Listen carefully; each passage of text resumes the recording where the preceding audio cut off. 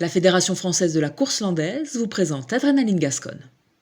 Créé en 2009 dans les Landes, puis étendu au Gers et bientôt aux Pyrénées-Atlantiques, le projet Gascon a pour but d'initier les écoliers à la course landaise, comme à l'école du village gersois Le Hougat, où les élèves de CE1, CE2 ont reçu la visite de Didier Goetz, l'animateur fédéral.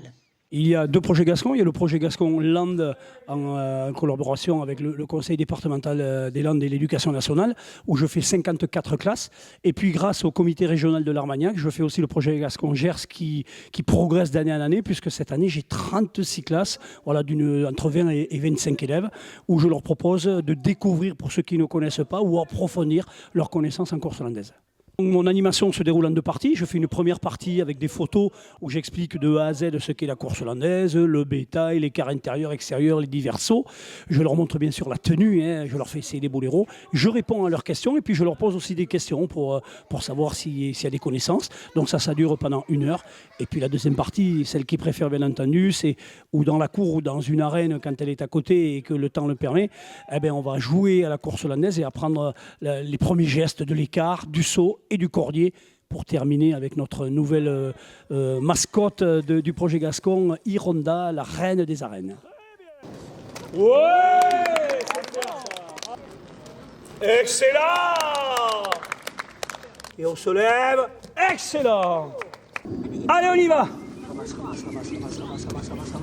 Là, tire. Ouais, pas mal.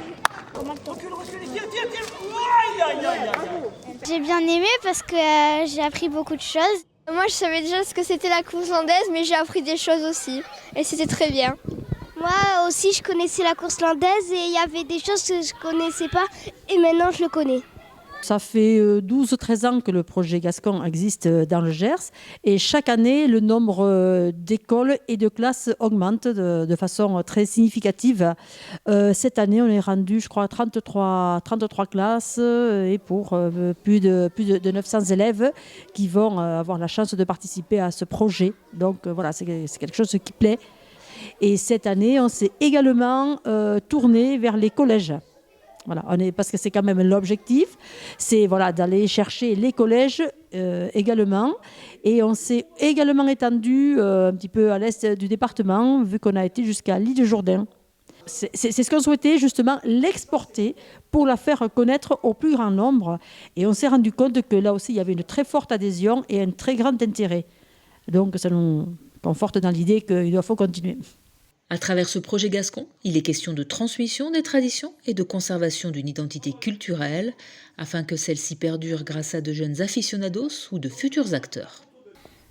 Le but, c'était de présenter la course landaise. Le problème où on s'est rendu compte au fil des années que les enfants allaient moins au gradin, la course landaise, c'est une tradition qui était souvent transmise par les grands-parents parce qu'il y avait 3 familles, 3 générations dans chaque maison, c'était les grands-parents qui amenaient les enfants. Et ce chaînon qui n'existe plus dans les familles, je crois que maintenant ça serait la guerre dans les foyers s'il y avait 3 générations. Et à travers les enfants, on est en train de réussir à amener les parents à la course landaise. C'est parce qu'il y a beaucoup de brassage de population, il y a beaucoup de gens qui ne sont pas issus du terroir ou à qui on a besoin d'inculquer.